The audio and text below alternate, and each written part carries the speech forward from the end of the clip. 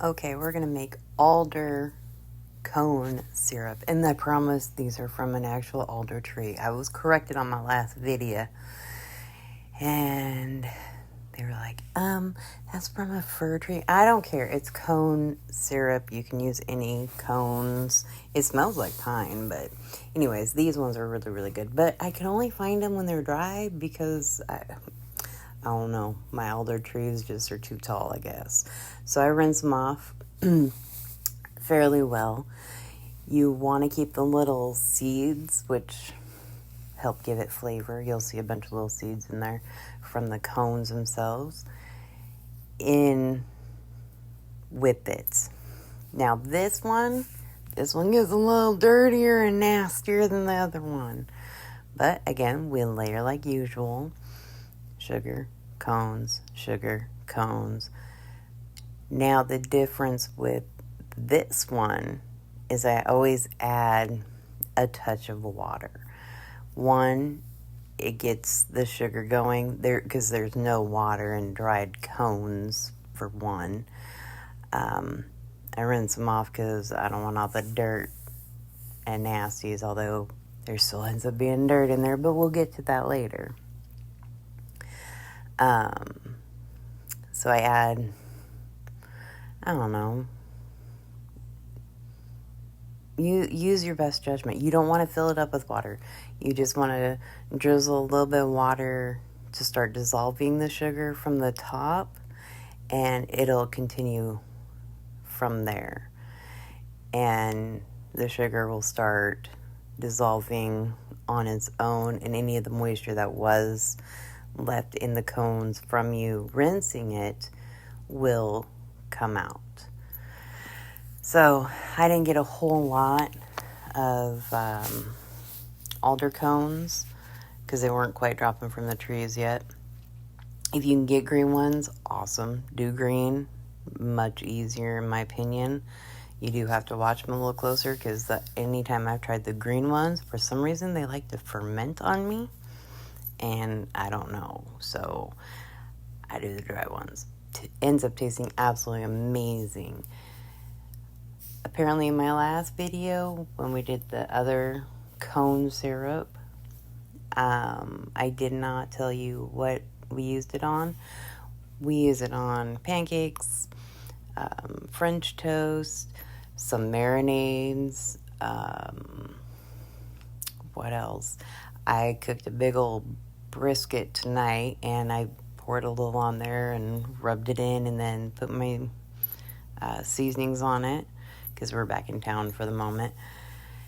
And it adds a little bit of sweetness, but not overly sweet. It also acts like a binder, and you don't need a whole lot, which is nice. So, like the other one, we fill it up, cover it.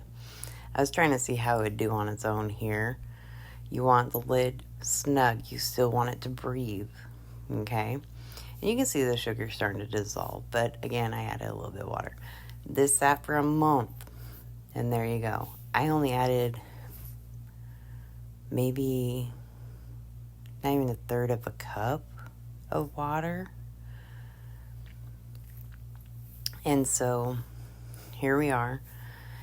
And we went out in the field for 3 weeks, came back, and I was like, oh, wow. If I'm not here, I don't mess with it. If I am here, I will mess with it. So I strain it out, and I end up double straining this one because, again, these ones start out dirty. There was caked, undissolved sugar on the bottom, so I put a little bit of water in there, stirred it up, dissolved it, put it through the strainer. And then it got all the other juices and whatnot, syrup, I guess, from the side of the jar. And he says, like, you just let it sit and drain. And see how it's just pouring through. It's very liquidy. Now, that stuff that you see on top, hold on. I think we're going to freeze frame that. Well, eventually we're going to freeze frame it. I think when the pot's off or the strainer thingy's off. So once it's done,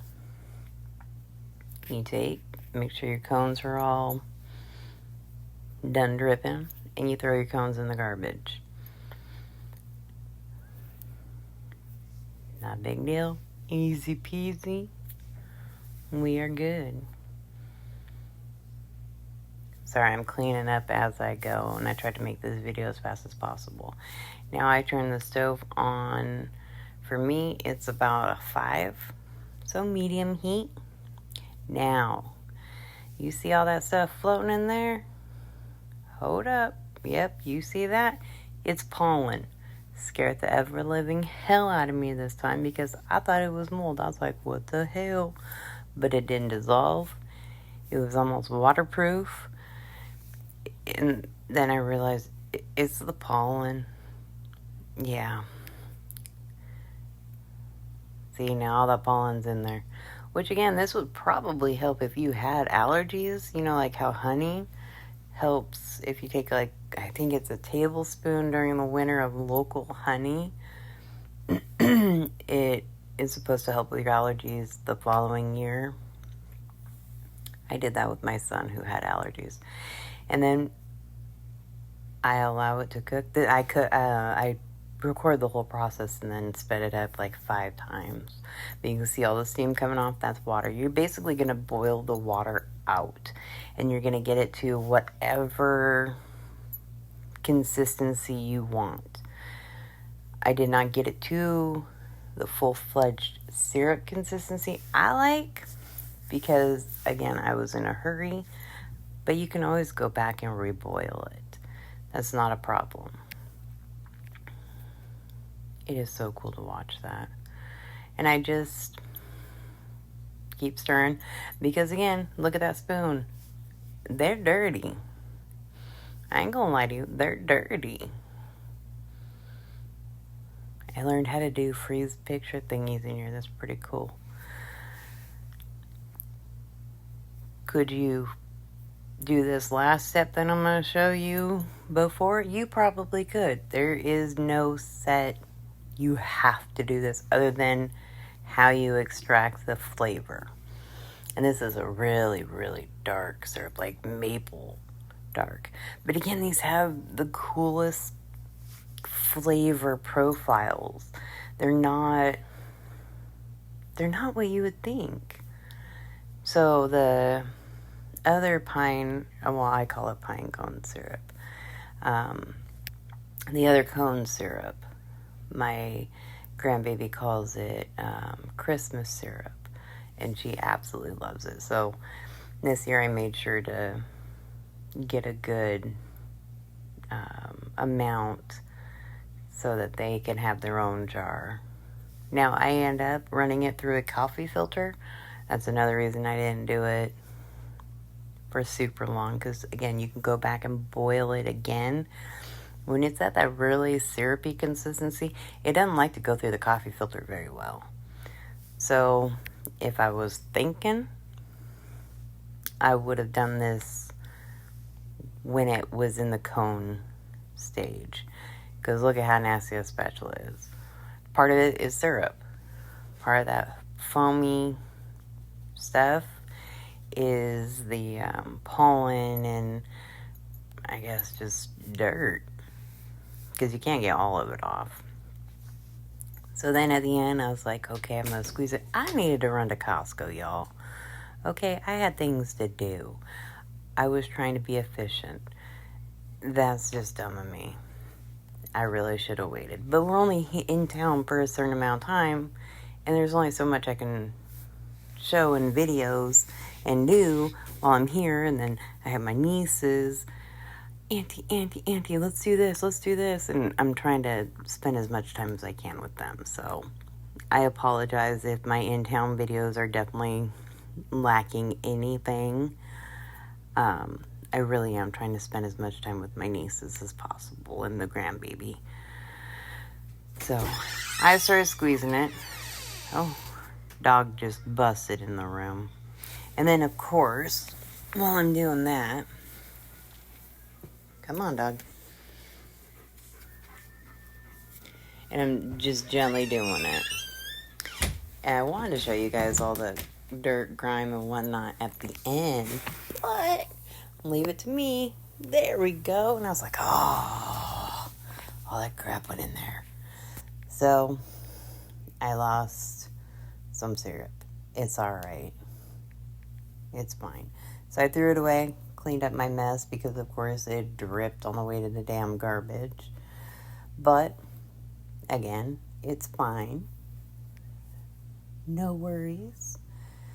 But, yeah, I was trying to not have that foamy stuff. Like I said, you can always go back and redo it. So then you pour it in a jar. Look how dark that is. It's not nearly as thick as I want.